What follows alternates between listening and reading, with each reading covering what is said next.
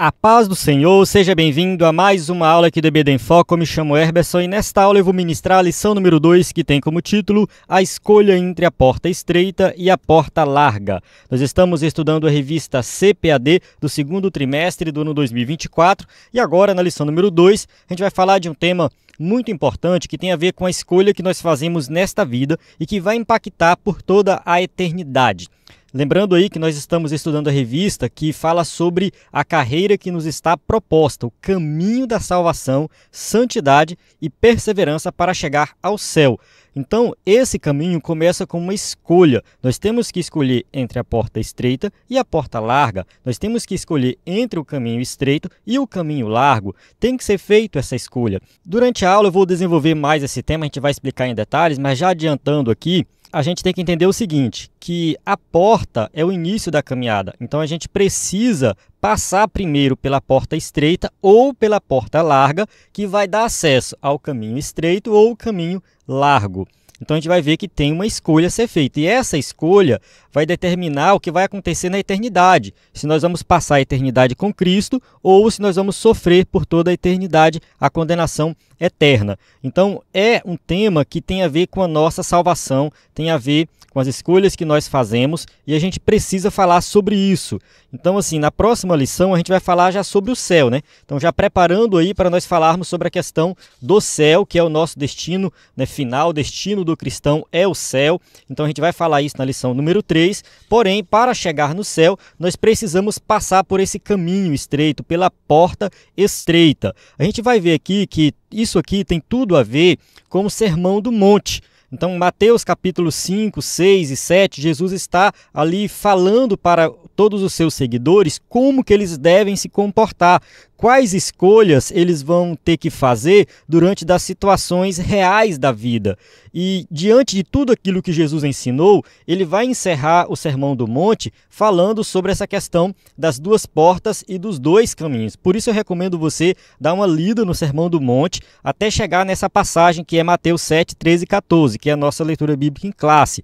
Vale ressaltar que além das duas portas, Jesus fala também das duas árvores mais adiante, né, no versículo 15 até o versículo 23 de Mateus 7, e depois ele vai falar das duas casas, o que constrói a casa na rocha e o que constrói a casa na areia. Então, isso aqui está tudo relacionado, está falando de um contexto escatológico, de decisões que nós tomamos hoje, de seguir ou não seguir os ensinos de Cristo, que ele ensinou, principalmente ali no Sermão do Monte, e que vai impactar na nossa vida eterna. Amém? Então, aqui nessa aula, eu vou seguir a sequência da revista. Eu convido você que é professor do EBD, aluno do EBD, que quer aprender mais sobre esse tema, a assistir essa aula até o final. Vou seguir aqui a sequência da revista, passando pelo tópico 1, que vai falar sobre portas e caminhos, né, explicando aí o que é a porta estreita, o que é esse caminho estreito, o espaçoso também.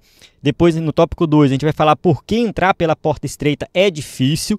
E eu quero esclarecer aqui o que é essa dificuldade da vida cristã, porque a gente não pode achar que a vida cristã é só sofrimento. Não, nada disso. É claro que é difícil, por quê? Porque tem perseguição, porque tem renúncia, porque tem oposição, porque as suas escolhas, no caso de escolher a porta estreita e o caminho estreito, significa viver um estilo de vida diferente que vai incomodar o mundo. E quando incomoda o mundo, tem oposição e tem perseguição. Mas a gente vai falar melhor sobre isso mais na frente. E no tópico 3, entrando pela porta e pelo caminho do céu. Aqui a gente vai falar um pouco de arrependimento de pecados, confissão de pecados, né, produzir frutos de arrependimento dentro do contexto da pregação de João Batista, que também faz parte da nossa leitura bíblica em classe. Vale ressaltar que são duas passagens bíblicas da leitura bíblica em classe.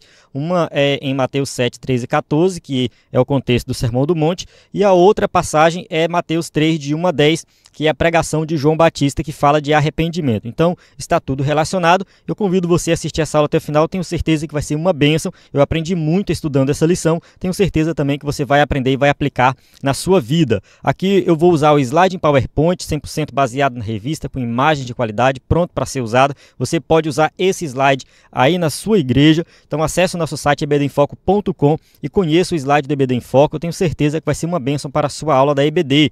Quem é assinante do EBD em Foco acessa os slides de adultos, de jovens e vários outros conteúdos, como slide de escatologia, slide de discipulado, sermões em PDF, são mais de 70 sermões, curso básico de teologia e cursos diversos. Então você pode se aprofundar nos temas da lição, vários outros temas. E como a gente vai falar aqui de céu, de eternidade, os slides de escatologia vão ajudar bastante. A gente tem slide lá sobre esse tema, temos aulas sobre esse tema. Eu vou deixar na descrição do vídeo algum material extra para você acompanhar aí também. Então a plataforma do EBD em Foco, ela é muito boa e ajuda muito todo professor e aluno da EBD. Nós temos lá uma parte dos slides que são gratuitos. Esses slides gratuitos são os slides antigos. Os slides atuais, eles fazem parte do plano de assinatura, mas os slides antigos de 2017 até 2023, está tudo disponível no nosso site. A gente salvou em PDF para ficar mais fácil e você pode buscar por palavra-chave, usar uma passagem bíblica. Por exemplo, eu pesquisei Mateus 7 e apareceu esse slide aqui, que foi um slide antigo de jovens, que tem tudo a ver com essa lição, as duas portas e os dois caminhos. Então, esse slide aqui, ele vai servir para você estudar, aprender mais sobre esse tema de um outro ponto de vista que realmente é muito bom. Eu dei uma lida nele, realmente é de qualidade, tá? Porque é da CPAD, tá? Foi feito para a classe de jovens, lição antiga, mas é da CPAD. E também você pode usar ele para ministrar na sua igreja em qualquer outro momento, qualquer outro culto, tá? Fica à vontade também para usar, é gratuito, basta acessar a plataforma, na página inicial tá lá slide gratuito, você vai baixar esse material gratuito, tem mais de 700 slides para você baixar gratuitamente lá. Então acesse ebdenfoco.com. Nós temos experiência na produção desse conteúdo, né? Desde 2016 a gente produz subsídios e slides da EBD. Temos uma equipe maravilhosa que trabalha toda semana para produzir esse material de qualidade. Então acesse o nosso site ebdenfoco.com ou envie uma mensagem no nosso WhatsApp 94 98409 2869. Na descrição do vídeo tem todas as informações que você precisa para falar conosco, participar dos nossos grupos do WhatsApp, acessar o nosso site, enfim. Clique aí no link na descrição do vídeo que você vai conseguir aí muita informação sobre o EBD em Foco. Vamos para o texto áureo que diz assim: Porfiai por entrar pela porta estreita, porque eu vos digo que muitos procurarão entrar e não poderão. Lucas 13, 24. Então aqui a gente já vê uma passagem em Lucas, né? Então a nossa leitura bíblica em classe é Mateus, porém Lucas fala dessa porta estreita, né? E muitos vão procurar e não podem entrar. Por que será que não podem entrar? Tem alguma restrição, né? Então as escolhas que essas pessoas fizeram, elas vão ser impedidas de entrar por essa porta estreita. Verdade prática, a porta estreita não é uma opção, mas a única alternativa disponível para o crente entrar no céu.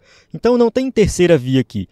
Ou você entra pela porta larga, ou você entra pela porta estreita. Só tem essas duas opções, né? E se você quer ir para o céu, não é uma opção, é a única alternativa. Você só pode entrar pela porta estreita se você quiser chegar no céu. Aqui nós temos objetivos, que eu já falei no começo da aula, leitura bíblica em classe, também que eu já comentei no começo da aula, eu sempre adianto essa parte, né? Essa leitura eu não faço aqui para ganhar tempo no vídeo, porque durante a aula a gente vai voltar nessa leitura aqui e falar sobre ela. Introdução. Nesta lição, estudaremos o símbolo da porta estreita e da porta larga, do caminho apertado e do caminho espaçoso. Então a gente vai estudar, né, essa simbologia, no caso aqui são figuras de linguagem que Jesus usa no seu ensinamento para falar de um tema relacionado à vida eterna, falar sobre as nossas escolhas, o nosso comportamento. Então a gente vai ver que isso aqui realmente é uma estratégia de Jesus, né, que ele usa nos seus ensinos para deixar mais claro ali o que ele está querendo dizer. Nosso propósito é pontuar algumas razões que nos mostram por que devemos escolher a porta estreita e, do ponto de vista bíblico, como entrar pelo caminho apertado. Então aqui a gente vai apresentar realmente, né, quais são as razões, né, algumas razões que nos mostram por que devemos escolher a porta estreita. Eu acho que o escritor da revista está sendo modesto aqui, né, porque realmente não tem outra alternativa. Então a gente precisa entrar pela porta estreita, né, e realmente fazer o que Jesus ensinou. Então, como eu já adiantei, essa passagem está dentro do contexto do Sermão do Monte, então Jesus está falando do nosso comportamento. É por isso que nós temos que nos comportar de uma maneira específica, que aquele comportamento significa entrar, né, pela porta estreita e pelo caminho mais apertado. Nesse sentido, veremos que o início da nossa jornada deve levar em conta o caminho que nos conduz ao céu. Então isso aqui tem a ver com o início da jornada do cristão. A gente precisa realmente passar por esse caminho estreito para chegar no céu. Tópico 1, portas e caminhos. 1.1, a porta estreita. A ideia de uma porta estreita como caminho para a vida está presente tanto na literatura judaica quanto na cristã. Enfim, a gente tem o uso dessas analogias dentro da Bíblia e também fora da Bíblia. Tá? É muito comum encontrar em escritos antigos fazer esse tipo de analogia. O escritor da revista cita aqui uma passagem de Provérbios 15, 24, que fala sobre um caminho. O Provérbios 15, 24 diz assim, para o sábio, o caminho da vida é para cima, para que ele se desvie do inferno que está embaixo. Então aqui em Provérbios a gente já vê aí que tem que ter uma escolha. Tem dois caminhos, você escolhe o caminho que vai para cima e não o caminho que vai para baixo. Tem outras passagens no Antigo Testamento que usam muito a ideia de caminho. O escritor da revista não citou essas outras passagens, mas eu pesquisei e vou colocar elas aqui. Deuteronômio 11, 26 e 28, Deuteronômio 30, de 11 a 20, Salmo 16, 119, 29 e 30, Jeremias 21, 8. Então a gente tem essas passagens aqui e outras passagens que usam muito essa analogia do caminho. A analogia da porta não é tão comum assim. Essa figura de linguagem, da questão da porta, de entrar por uma porta, no Antigo Testamento ela não aparece. Pelo menos eu não encontrei nenhuma passagem bíblica que usa, né, a porta nesse sentido figurado, mas o uso da palavra caminho no sentido figurado, nesse sentido de fazer uma escolha, que é a escolha correta, sim, acontece várias vezes, é usado várias vezes ali no Antigo Testamento. Sabemos que a porta é uma entrada existente em um edifício ou muro de uma cidade, algo muito comum nos tempos antigos, em que a cidade era murada e ao redor de todo o edifício havia uma porta estreita. Era por meio dessa porta que todos entravam e saíam da cidade. Então, assim, as cidades antigamente eram muradas, né? Então elas tinham realmente um muro de proteção, ficavam ali pessoas protegendo a cidade, né, contra guerras, enfim. E essas cidades geralmente tinham várias portas, então tinha portas largas, né, portas que entravam caravanas, muitos animais, e tinha as portas estreitas, que eram portas que não passava qualquer um, então tinha algumas restrições. Enfim, a gente precisa voltar um pouco e ver esse contexto, né, para entender melhor. No entanto, para o nosso propósito aqui, né, a gente simplesmente vai entender dessa maneira. É uma porta menor, uma porta estreita. Vale ressaltar aqui que isso aqui não tem nada a ver com aquela passagem que Jesus fala que é mais fácil o camelo passar no fundo de uma agulha do que o rico entrar no reino dos céus. E essa passagem o pessoal usa muito a interpretação de que a agulha era o nome de uma porta menor, uma porta pequena, que os camelos não podiam passar por ela. No entanto, essa interpretação ela é uma forçação de barra, nunca existiu essa portinha chamada agulha, não há registro histórico disso. Eu não vou entrar muito em detalhes aqui nessa passagem, mas ali naquela passagem a maioria dos teólogos interpretam que camelo é camelo mesmo e agulha é agulha mesmo. Jesus está usando uma figura de linguagem pesada para dizer que realmente para Deus nada é impossível, para o homem é impossível. Quando você lê o contexto, eles falam assim, então quem pode entrar nos céus? Então Jesus está falando assim, para o homem é impossível, mas para Deus nada é impossível. Então Jesus realmente está usando ali uma figura de linguagem para falar de uma impossibilidade. Então não existia nenhuma portinha chamada agulha. No entanto, havia sim portas menores, portas pequenas, portas menores que passavam pessoas, da mesma forma que hoje nós temos um portão grande para passar o carro, que geralmente abre de uma forma bem específica, com motor e tal, e nós temos uma portinha pequena no portão grande que facilita a passagem das pessoas. Então é meio que comum, né, ter essas duas portas, tá? Então só para deixar bem clara aí a questão do contexto da porta estreita. Tópico 1.2, o caminho apertado. Quando falamos de caminho apertado, apontamos para a conduta, a maneira de viver que evidencia salvação ou perdição. Então aqui o caminho apertado indica um caminho que traz oposição, um caminho que não dá para entrar ali com muita bagagem, não é muita gente que vai entrar por ele. Realmente é um caminho menor, um caminho que traz um pouco de dificuldade. O contexto indica também tribulação, perseguição. Então o caminho apertado é isso. Muitas pessoas não querem seguir a vida cristã porque a vida cristã é uma vida de renúncia do pecado, renúncia dos prazeres do mundo. E por causa dessas renúncias, nós temos muita oposição, sofremos oposição e sofremos muita perseguição. Nesse sentido, a linguagem figurada do caminho apertado, conforme Mateus 7, aponta para os que desejam a vida eterna. Então, aqueles que desejam a vida eterna está disposto a abrir mão dos seus desejos, a abrir mão dos pecados, a abrir mão de toda inclinação da nossa natureza pecaminosa, porque a nossa natureza inclina para o mal, inclina só para o que é ruim, para o que é pecaminoso. Nós temos que abrir mão de tudo isso e sofrer perseguição e sofrer oposição. Então, esse é o caminho apertado. Não por acaso, a palavra apertado vem do verbo grego tribô, que significa prensar como uvas, espremer, pressionar com firmeza, caminho comprimido, contraído. Então, a ideia é essa, é o caminho, né, que aperta, é um caminho que traz dificuldade. Então, aqui, quem está assistindo a aula pelo vídeo está vendo uma prensa, né, de uva, né? Então, isso aqui prensa a uva, apertar é isso, é prensar, né? Metaforicamente, aborrecer, afligir, angustiar. Então, essa palavra traz essa ideia. Só que assim, a gente não pode achar que a vida cristã é uma vida ruim. Porque a vida cristã é uma vida sofrida, a vida cristã é uma vida que aperta, né, que espreme, então é muito sofrido ser cristão, o cristão tem que sofrer e tal. Eu não vou muito por esse caminho. Eu defendo a ideia de que a vida cristã é uma vida muito melhor do que a vida do mundo. A vida cristã ela é muito mais prazerosa do que a vida do mundo. O problema é que a natureza pecaminosa faz parecer que as coisas do mundo são melhores do que as coisas de Deus. Então, isso é uma cegueira espiritual que nós temos. Então, por causa dessa cegueira espiritual, a gente fica achando que as coisas do mundo são melhores e não são melhores. Não são, não adianta. Entende? A vida no mundo é muito mais sofrida do que a vida cristã.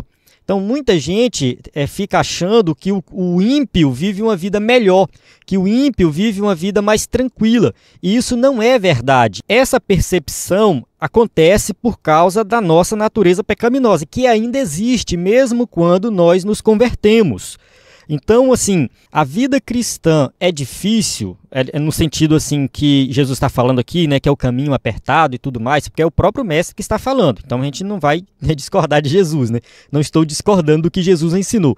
Mas a vida cristã, ela é o caminho apertado por vários motivos. Primeiro, por causa da nossa natureza pecaminosa. Então nós estamos renunciando essa natureza pecaminosa. E isso sim é uma dificuldade que nós temos. Por isso que nós temos que contar com a ajuda do Espírito Santo. Falamos disso na aula passada. É o Espírito Santo que vai nos convencer do pecado, que vai fortalecer a nossa vida cristã, que vai nos guiar. Então, assim, a gente precisa do Espírito Santo, porque se depender da nossa natureza pecaminosa, a gente volta para o mundo. Então, né, devido à nossa natureza pecaminosa, os nossos desejos são para o pecado, para as coisas contrárias às coisas de Deus. E aí por isso que nós temos que renunciar. E isso já torna o caminho apertado. A outra razão é que nós ainda estamos vivendo nesse mundo e pelo fato de nós fazermos escolhas corretas para as coisas boas, nós sofremos oposição e perseguição. Somos perseguidos. E aí o caminho também se torna apertado. Então é nesse sentido, nós fazemos a escolha correta, nós escolhemos o melhor caminho. E esse melhor caminho, ele traz essas dificuldades. A escolha que nós fazemos de renunciar ao mundo é a melhor escolha, é a melhor opção. Você vive melhor, você tem muito mais saúde, você tem muito mais disposição, você confia em Deus, que Deus está cuidando de você, você tirou o peso do pecado da sua vida. Então a vida cristã é uma vida muito mais leve, uma vida muito mais alegre. A Bíblia fala muito da alegria no Espírito Santo, de nós vivermos sempre regozijando em Cristo. Basta ler Filipenses. Paulo estava preso, está falando o tempo todo de alegria, escrevendo para uma igreja, no caso, os crentes lá em Filipos, eram crentes que passavam dificuldades financeiras, sofriam várias perseguições, mas Paulo está falando de alegria, porque a nossa alegria não está pautada nas coisas materiais, mas sim em Cristo. Então, a vida cristã é o caminho apertado? Sim, mas é um caminho de alegria, um caminho de regozijo, porque nós confiamos em Cristo Jesus. Assim, o caminho apertado é o que nos leva a praticar os ensinamentos de Jesus de modo bem concreto. Amar os inimigos, não praticar hipocrisia, acumular tesouros no céu. Isso aqui está relacionado ao quê? Sermão do Monte, né? Dentre outros princípios celestiais ensinados no Sermão do Monte. Vamos ver um exemplo aqui de Mateus 5,39. Diz assim, ó: eu, porém, vos digo que não resistais ao mal, mas se qualquer te bater na face direita, oferece-lhe também a outra. Então, esse é o caminho apertado, o caminho de renúncia, porque a nossa natureza pecaminosa diz que nós temos que odiar os nossos inimigos. Mas Jesus fala, vocês têm que amar os inimigos. Então isso aqui é uma renúncia que nós fazemos e começamos a amar os inimigos. Nós temos que evitar a hipocrisia.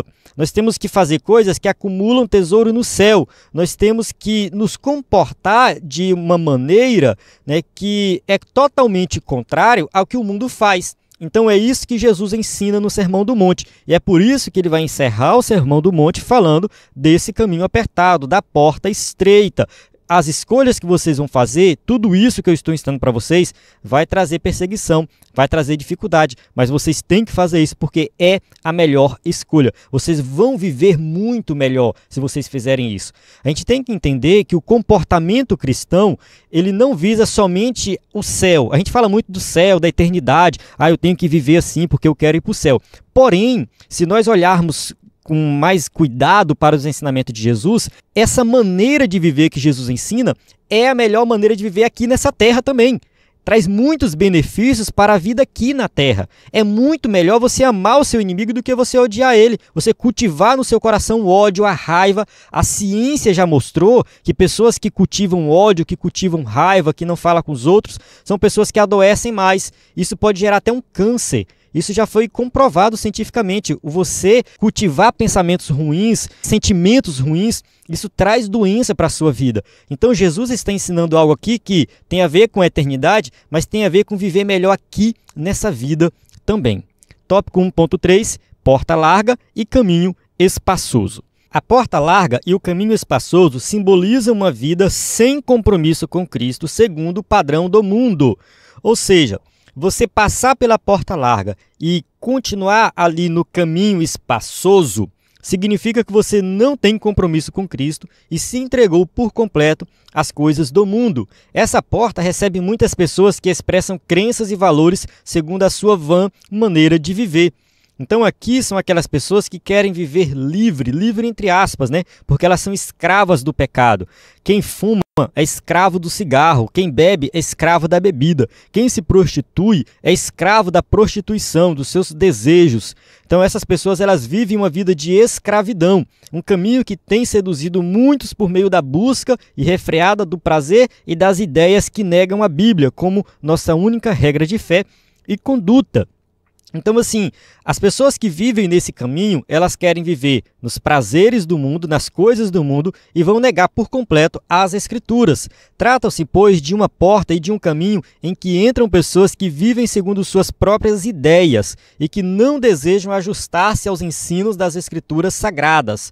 Juízes 21, 25 diz assim, naqueles dias não havia rei em Israel, porém cada um fazia o que parecia reto aos seus olhos. Isso aqui aparece várias vezes no livro de Juízes, indicando o quê? Que quando não tem compromisso com o rei, as pessoas vivem da maneira que elas querem viver. Então cada um faz o que parece reto aos seus olhos. Então quando as pessoas não têm compromisso com Cristo, elas vão viver essa vida, né, no mundo, nos pecados, nas coisas do mundo. Às vezes eu fico observando algumas pessoas que são filhos de crente, às vezes casado com alguém que é crente, está sempre ali na igreja, vai, participa de algumas atividades na igreja, mas nunca se converteu, nunca aceitou Jesus, nunca teve o compromisso. É bem provável que você conhece alguém assim também, né? Que é simpatizante, que vai na igreja, às vezes até dá o dízimo, né? Quando tem um filho, apresenta o filho na igreja, mas nunca falou assim, eu vou aceitar Jesus, eu vou lá na frente receber oração, eu vou batizar. E essa pessoa, aparentemente, vive uma vida comum, uma vida normal. Só que ela nunca quis ter compromisso. E às vezes eu fico me perguntando por que isso acontece? Por que essas pessoas não tomam logo uma decisão, já que elas estão participando ali da igreja e tal? Só que assim, a minha teoria é que essas pessoas estão vivendo uma vida de pecado que às vezes a gente não conhece, não é algo tão explícito assim. Elas vivem na prática de algum pecado, um pecado oculto, um pecado mais escondido, que elas não conseguem se libertar. Elas preferem viver no prazer desse pecado do que tomar uma decisão, renunciar o mundo, renunciar esse pecado e servir a Cristo e ter compromisso com Cristo. Essas pessoas, elas entendem que realmente, para seguir a Cristo, elas precisam renunciar aos pecados. Então, assim, elas têm esse entendimento, mas não conseguem fazer isso, não conseguem tomar essa decisão. Por quê? Porque o coração está cheio de maldade, o coração está cheio, né, das coisas do mundo e por isso que elas não tomam essa decisão de ter um compromisso sério com Cristo. Tópico 2. Por que entrar pela porta estreita é difícil? 2.1. Uma porta aberta, porém difícil. A porta para a entrada na pátria celestial está aberta. Ou seja, Deus não faz acepção de pessoas. Jesus veio e morreu para que nós possamos alcançar a salvação. Então, quem crê vai ser salvo. Então, a gente sabe disso, a porta está aberta, o caminho está aí. Qualquer pessoa pode tomar essa decisão e entrar na porta do céu. Porém, há muitos impedimentos para que a alma humana a atravesse. O egoísmo, o ego inflado, a idolatria, dentre outros. Ou seja, tudo isso aqui vai impedir a pessoa de entrar no céu. A pessoa que é egoísta, que tem um ego inflado, essa pessoa que só pensa em si mesmo, não pensa no próximo, não depende de Deus para nada, essa pessoa ela não vai entrar na porta estreita, ela não vai entrar na pátria celestial, né, que vive na idolatria, enfim, tem vários outros pecados que essa pessoa vai praticar na sua vida. Tudo isso é impedimento para entrar na pátria celestial. Contudo, nosso Senhor ensinou que para tomar o caminho do céu é preciso negar a si mesmo, deixar morrer o que somos para viver a vida com Ele, a fim de que resulte uma glória progressiva e indizível. Ou seja, nós temos que fazer morrer o velho eu, morto para o pecado. Mateus 16, 24. Então disse Jesus aos seus discípulos: se alguém quiser vir após mim, renuncie-se a si mesmo, tome sobre si a sua cruz e siga-me. Então ser um crente verdadeiro é renunciar a si mesmo, é deixar Cristo reinar na nossa vida. Paulo fala isso em Gálatas: não vivo mais eu, mas Cristo vive em mim. Então a minha vida não é mais minha, ela não pertence a mim. A minha vida pertence a Cristo. É Cristo que vive em mim. É Ele que me direciona, é Ele que me guia. Todas as minhas decisões são baseadas em Cristo. Então a ideia é deixar morrer o velho eu. É deixar morrer, né, aquele eu pecaminoso, morrer para o pecado e depender 100% de Cristo.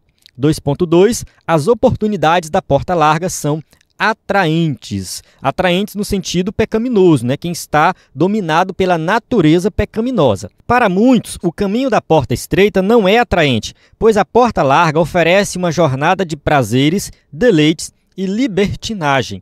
Então é isso que as pessoas procuram na porta larga, porque ali não tem compromisso com Cristo. Ali não tem que prestar conta com nada, por enquanto não, né? Por enquanto não tem que prestar conta com nada, mas lá no final vai ter que prestar conta com Deus.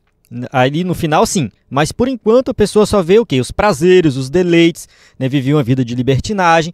Entretanto, os que andam nesse caminho são dominados pelas ilusões da vida, enredando-se numa sedutora fantasia. Então, tudo isso é ilusão. Tudo isso é devido à natureza pecaminosa. Então a gente não tem que ficar sentindo saudade da época que vivíamos no mundo. A gente não tem que ficar sentindo saudade da época que a gente não era crente, que praticava vários pecados. Aquilo ali era uma vida de sofrimento. Aquilo ali era uma vida de escravidão. Hoje nós temos que louvar a Deus por ter sido alcançado pela graça que nos libertou dessa escravidão e hoje nós somos livres em Cristo Jesus. Então a gente abandonou essa vida. Então quem vive nessa vida de libertinagem, dos prazeres do mundo, é porque é escravo do pecado. É um caminho de apego prazeroso ao mundo e de desprezo a Deus. 1 João 2, 15 e 16 diz assim, não ameis o mundo, nem o que no mundo há. Se alguém ama o mundo, o amor do Pai não está nele, porque tudo o que há no mundo, a concupiscência da carne, a concupiscência dos olhos e a soberba da vida, não é do Pai, mas do mundo. Vale ressaltar que a palavra mundo aqui é uma referência ao sistema pecaminoso que domina, é um mundo espiritual. Então todo o sistema pecaminoso que existe por aí, a gente tem que renunciar. A gente vive no mundo como criação de Deus, então o planeta Terra, a criação, a gente vai desfrutar dessa criação. A gente vai desfrutar da tecnologia, então o cristão ele vai sim usar a internet, ele vai ter celular, ele vai ter televisão, ele vai no cinema, ele vai assinar um stream para assistir uma série, um filme, isso aí não tem nenhum problema, tá, irmão? O que a gente precisa fazer é filtrar tudo aquilo que a gente acessa, filtrar tudo aquilo, todo lugar que a gente vai, tudo que a gente vai desfrutar desse mundo, porque aí entra a questão do sistema pecaminoso, tá? O sistema pecaminoso contamina tudo, mas nós sabemos que tudo que Deus criou é bom. Tá? O mundo no sentido de sistema maligno pecaminoso que a gente vai evitar, mas a gente vai desfrutar da criação de Deus. Então a gente vai evitar aquilo que foi corrompido, Tá? Tudo que existe nesse mundo, que é corrompido, os vícios, a pornografia, enfim, né? A internet é algo bom, mas a gente sabe que a internet tem muita coisa que não presta, então a gente vai filtrar livros, música e tudo mais. Então a gente não pode amar essas coisas do mundo, amar os prazeres do mundo, amar todo esse sistema pecaminoso que renuncia Deus, né? Que tira Deus e fala assim, aqui é o eu, é o ser humano, é nós que vamos viver do jeito que nós queremos viver. Então, isso aí, né, é seguir a doutrina de Satanás. O que o diabo quer é que a gente para de depender de Deus e comece a pensar somente em nós mesmos. Então, a gente vê por aí alguns grupos, né, que se denominam satanistas e tudo mais, né? Muitas vezes o que esses grupos fazem não necessariamente é adorar Satanás. Tem uns que sim, que tem essa questão de adorar Satanás, mas muitas vezes os grupos satanistas, eles se auto-intitulam assim, né, porque eles querem fazer oposição às coisas de Deus, e essa oposição significa o quê? Colocar o ser humano no centro. É colocar o eu no centro, o egoísmo está aí.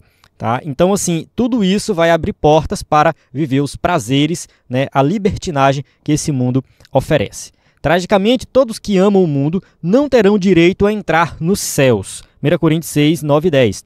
Não sabeis que os injustos não hão de herdar o reino de Deus? Não erreis, nem os devassos, nem os idólatras, nem os adúlteros, nem os efeminados, nem os sodomitas, nem os ladrões, nem os avarentos, nem os bêbados, nem os maldizentes, nem os roubadores herdarão o reino de Deus. Então a gente tem essa passagem aqui de Coríntios, a gente tem essa passagem de Gálatas, a gente tem passagem parecida lá em Apocalipse, né, que fala de quem realmente vai herdar o reino de Deus, né, que vai entrar no reino de Deus. Então assim, não erreis. Olha só quem é que não vai entrar, os devassos, os idólatras, os adúlteros. Então, assim, todas as pessoas que vivem na prática do pecado, que são escravas do pecado, que não se entregaram a Cristo, elas serão condenadas, independente de qual seja o pecado. Não tem o pecado maior, menor, melhor, pior, não. Todo pecado é pecado e todo pecado vai levar à condenação. Por isso, o cristão comprometido com o Evangelho de Cristo sabe que o mundo passa e a sua concupiscência, mas aquele que faz a vontade de Deus permanece para sempre. 1 João 2,17. Então, tudo isso vai passar. Tudo vai passar. Então, o que vale hoje você ter dinheiro, ter riqueza, viver no adultério, na fornicação? O que vale tudo isso daqui a 1 bilhão de anos? Não vale nada. A nossa vida é muito pequena comparado com a eternidade. A gente precisa repensar o nosso comportamento, né, e viver uma vida diferenciada, porque o impacto disso é para a eternidade. É isso. A gente precisa abandonar, né, os nossos vícios, os nossos erros, os nossos pecados, viver uma vida diferenciada, porque isso vai impactar, né, para a eternidade, para 1 bilhão de anos. Então tem gente abrindo mão de uma vida perfeita, plena com Cristo, por toda a eternidade, por causa de 5 minutos, 10 minutos de prazer. Entende?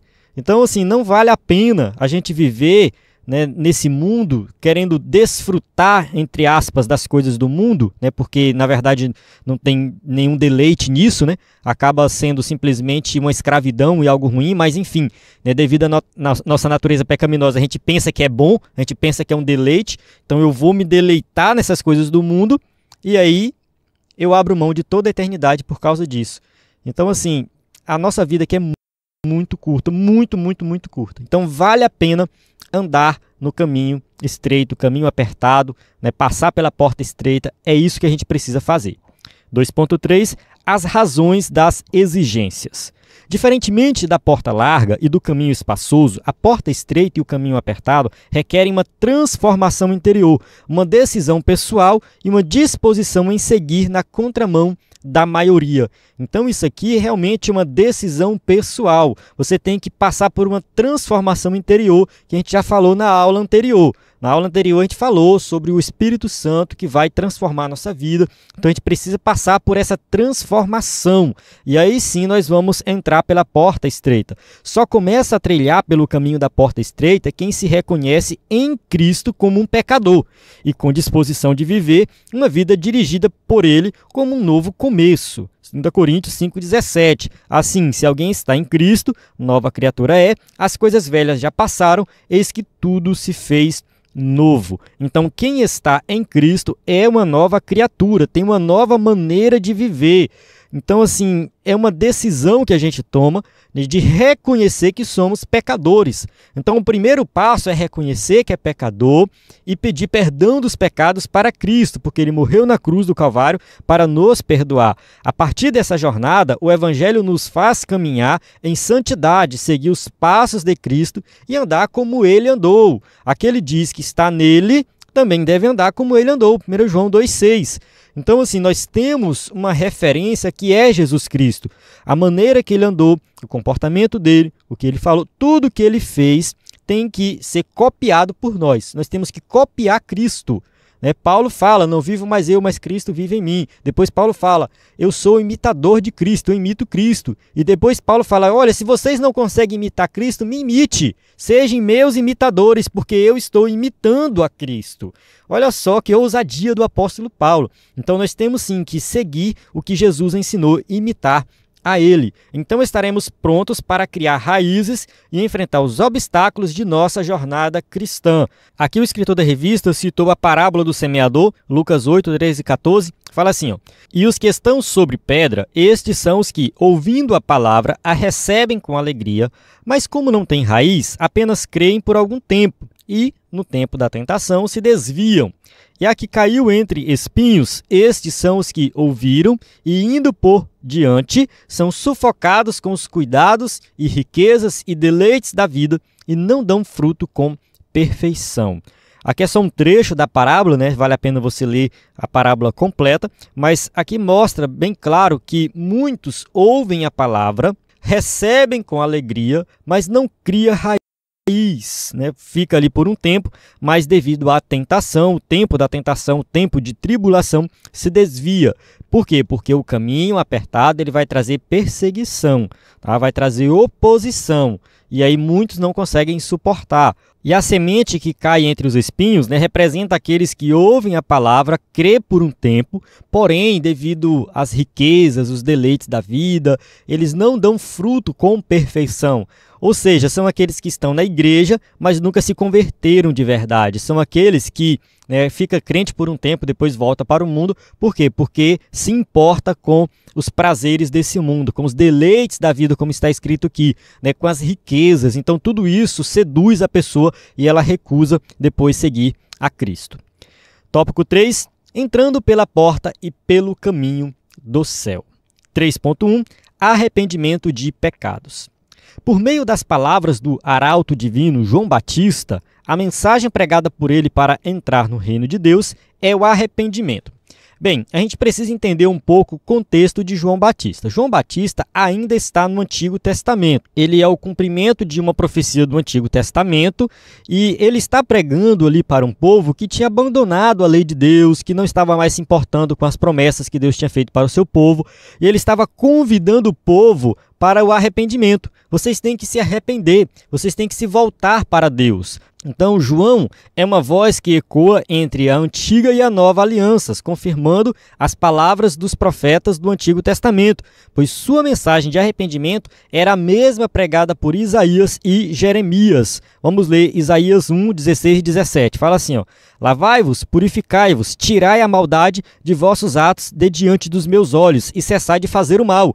Aprendei a fazer o bem, praticai o que é reto, ajudai o oprimido, fazei justiça ao órfão, tratai da causa das viúvas. Então observe que a pregação de Isaías não era muito diferente da pregação de João Batista, e essa pregação, ela fala de algo prático. Você tem que abandonar a idolatria, fazer o que é reto, ajudar o necessitado, olhe o oprimido, ajude o oprimido, faça justiça ao órfão. O órfão era aquele que estava ali abandonado, à margem da sociedade. No caso, as viúvas também estavam à margem da sociedade. Eram pessoas que não tinham trabalho, que não tinham o que comer, muitas vezes não tinham onde dormir. Então, assim, o povo que realmente quer servir a Deus é um povo que se preocupa com essas coisas. É um povo que se preocupa com o próximo.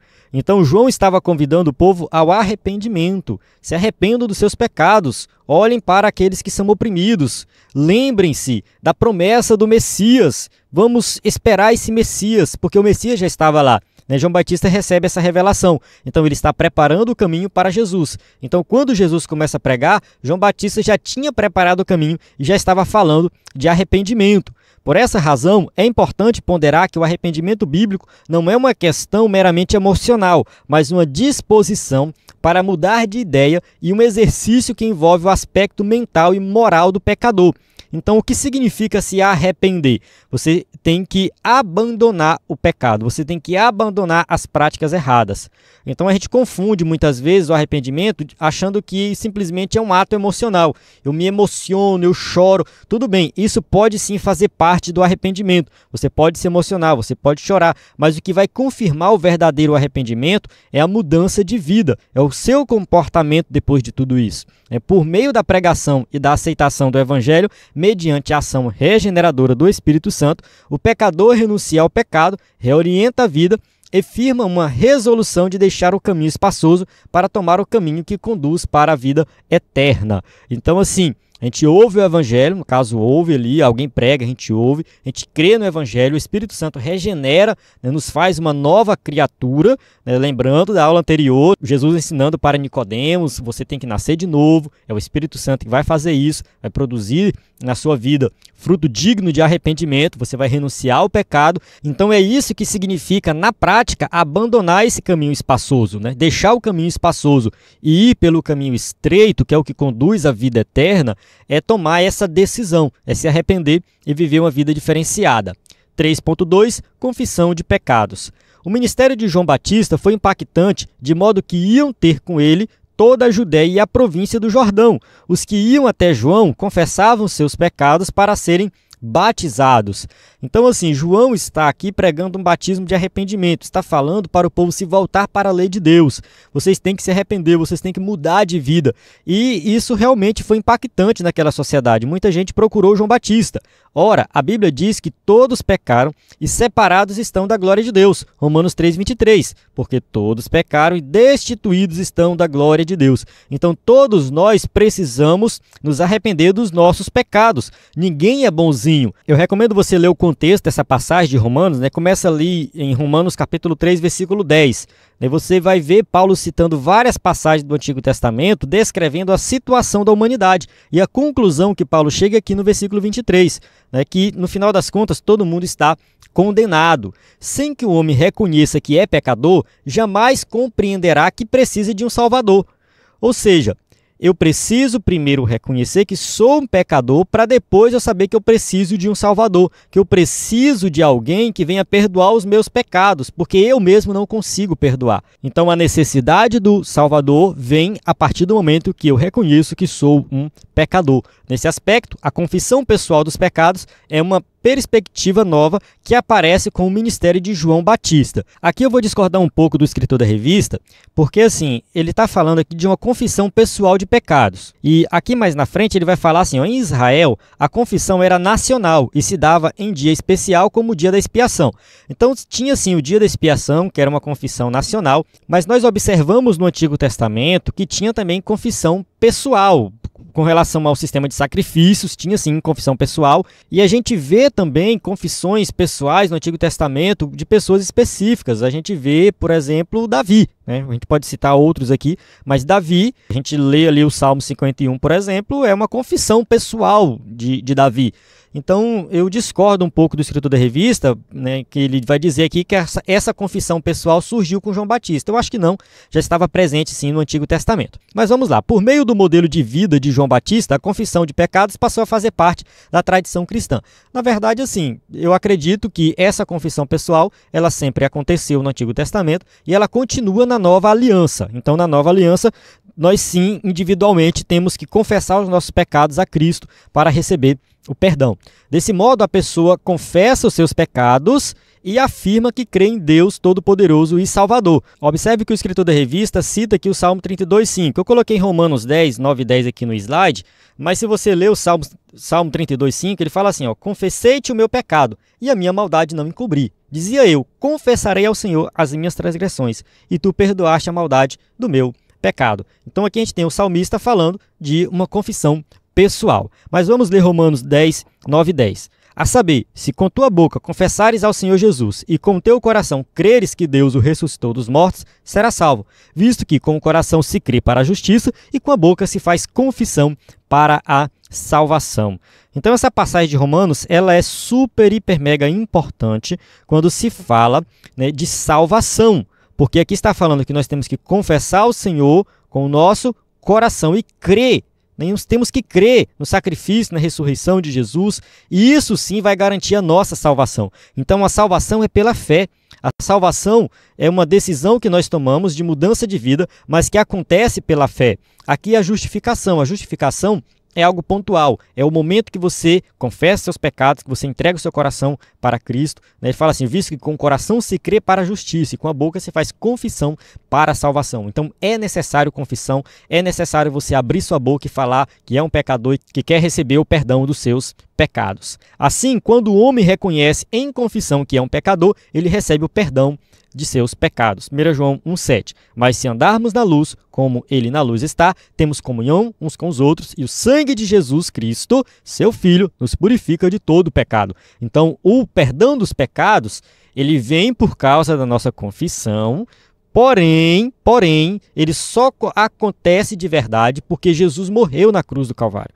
Então, é o sangue de Jesus, a obra de Jesus, por completo, que perdoa os nossos pecados. 3.3, produzindo frutos de arrependimento.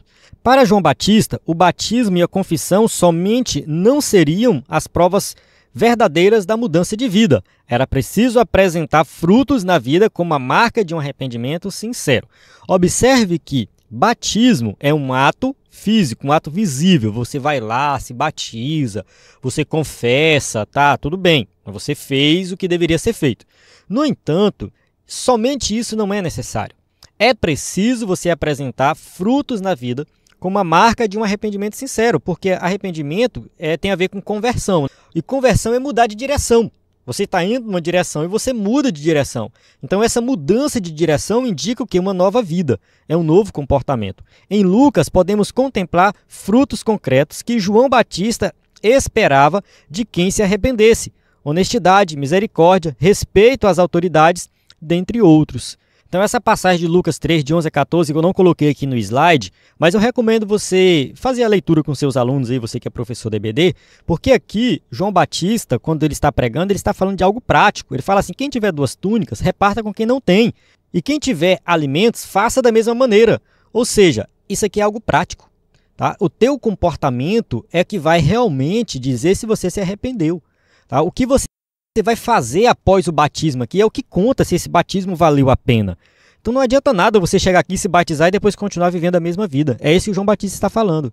Tá? Porque as pessoas começaram a perguntar, sim, o que é que eu faço? Qual a tua orientação aí depois do batismo? E aí João vai dizer, uma vida que agrada a Deus é uma vida em que você faz algo pelo próximo.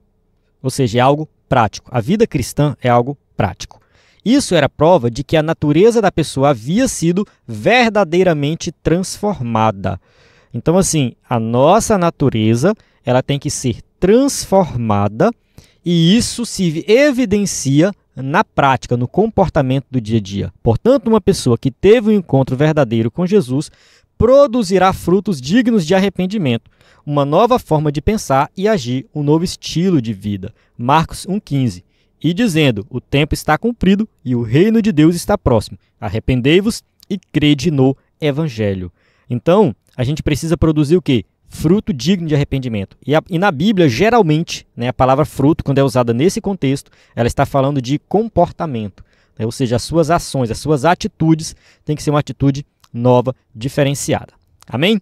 Chegamos na conclusão da nossa aula que diz assim, no momento que inicia sua jornada com Cristo, o cristão deve ter a consciência de que escolheu o caminho estreito e a porta apertada para trilhar o caminho do céu. Isso significa que precisamos renunciar ao eu, nossos pensamentos e desejos, para que Cristo apareça. 2 Coríntios 5,17, vai deixar isso bem claro. Isso só é possível por meio de um verdadeiro arrependimento, confissão de pecados e a experiência do perdão. Então, assim, você vai iniciar sua vida cristã, certo? Então, você vai passar pela porta estreita e caminhar pelo caminho estreito, o caminho apertado. Esse é o caminho que leva ao céu. O que isso significa na prática? Renunciar ao eu, o egoísmo, os pecados, os desejos do mundo, toda a concupiscência da carne. Você renuncia a isso. Tá? Então, isso significa você passar pela porta estreita e andar no caminho estreito. No caminho estreito vai ter oposição, vai ter perseguição, vai ter dificuldade, mas você está ali vivendo uma vida com Cristo, uma vida de liberdade em Cristo. Você não é mais escravo do pecado como aqueles que estão no caminho largo. E isso acontece como? Como que isso vai de fato acontecer na sua vida? Por meio de um arrependimento e confissão de pecados. E aí você vai viver uma vida diferenciada. Amém? Então é isso que nós precisamos fazer. Mesmo você sendo um crente antigo, comece a repensar sobre isso. Comece a repensar a sua vida cristã. Você está realmente no caminho estreito? Tem algo que precisa mudar? Tem alguma decisão que você precisa tomar na sua vida para viver uma vida digna diante de Deus? Talvez tenha algo que precisa realmente melhorar. E isso vai apertar um pouco, mas é necessário, porque você está no caminho estreito. Amém? Então chegamos aqui no final da aula, temos as perguntas para quem vai usar o slide aí na igreja.